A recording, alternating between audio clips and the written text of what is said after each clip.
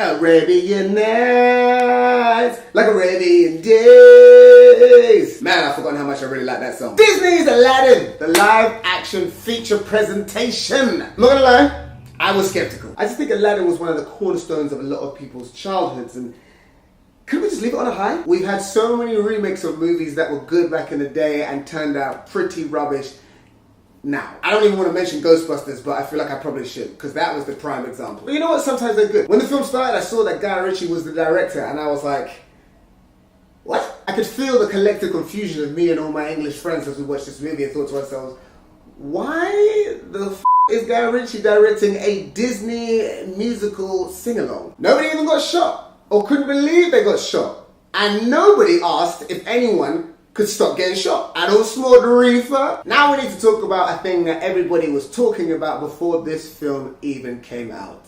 Oh yes, Will Smith as the genie. Now a lot of people had reservations about this. Robin Williams' performance as the genie was legendary, and to be honest, probably couldn't be topped. I can't think of anyone who could top it. I don't know if you can. However, Will held his own, and he did a great job as the genie. Of course he did. He's Will friggin' Smith. He's charismatic, he's funny, he's likable, he's great. He was probably the best thing about this movie. His performance really reminded me of the Fresh Prince of Bel-Air days. Oh God, good times, good times. Nowadays he's a little bit more serious in his movies, and that's cool too, but this was a nice return to form. The thing is though, Robin Williams was still better. I just think he's a better character actor. He's better on the voices. He's also a better singer. There were points where Will Smith was singing his songs and I was a bit like, this is okay, but you know, it's just supposed to be a musical. Also, everyone hated that CGI genie, but to be honest, you get used to it so quickly. One of the main things I liked about this film was the colors.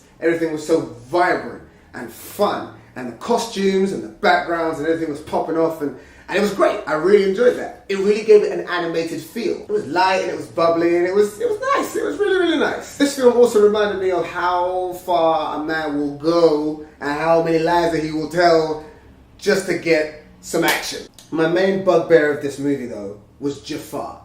Jafar is supposed to be like one of the most evil villains in the Disney universe, and this guy was just, he was just a guy really, you know, like I didn't take to him, he didn't look scary, he was quite small, he looked like you could just be like, man, shut the f up, man, just give me that stuff, give me the damn stuff, sick of you, I am the sorcerer now. I mean, he didn't even have that long twirly beard that Jafar's got, yeah, nah, just not, wasn't really feeling it. Also, Iago didn't talk. Well, he did talk, but he was just like a real life parrot who just kind of parroted things in like a really annoying parroty voice. That was quite disappointing for me because Iago was one of my favourite characters. Bring back Gilbert Gottfried, god damn it! The Sultan was kind of dull. In the original, he's like fun and bouncy and happy and chubby and like, you know, kind of adorable, but in this movie he's just some guy with a beard. Mina Masood and Naeem Scott were really good as Jasmine and Aladdin.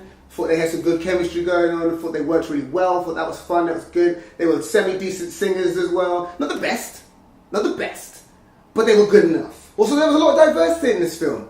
A lot of diversity. I don't know if you remember the old Aladdin that, yeah, everyone was drawn a certain colour, but the people who were acting them were all white. But this time we had a vast range of people from like the Middle East and the Indian, and like Naomi Scott is half Ugandan, and there was also like Will Smith. That was nice. It's nice to see stuff like, it is still nice to see stuff like that. I know some people are like, it doesn't really matter, but it does matter to a lot of people. This movie is about half an hour longer than the original. I would say that it did not need to be like that. There's like new songs for Jasmine, because this time she's kind of like a feminist warrior, because you know, she wants to be the Sultan. I don't know if that was in the original story, but it was in this one, and I just thought to myself, half of these songs are just absolute bollocks. Could have done without them. Also the cave when they find the lamp, mouth didn't move.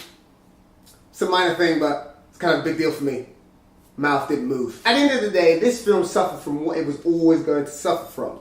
The original is better. It's more iconic, it's more legendary, it's more fun. However, that being said, this is still a good movie. I just wonder if in 10 years' time, the kids that are watching these movies are going to be talking about it the same way that we talk about these movies and what they did for our childhood. I still had a good time though. It gets a thumbs up from me, and yes, I would watch this film again, but only if it was like on TV. Thank you for watching. Let me know what you thought in the comment section below. Don't forget to like, share, and subscribe. Tell your friends, tell your mom, tell your auntie, tell everybody, and I will see you soon. Arabian